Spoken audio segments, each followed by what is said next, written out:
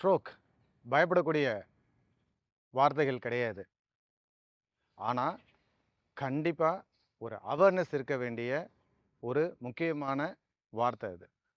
இன்றைக்கி இருக்கிற காலகட்டங்களில் வயதானவங்களுக்கு தான் இன்றைக்கி ஸ்ட்ரோக் வரும் அப்படிங்கிறது இல்லை.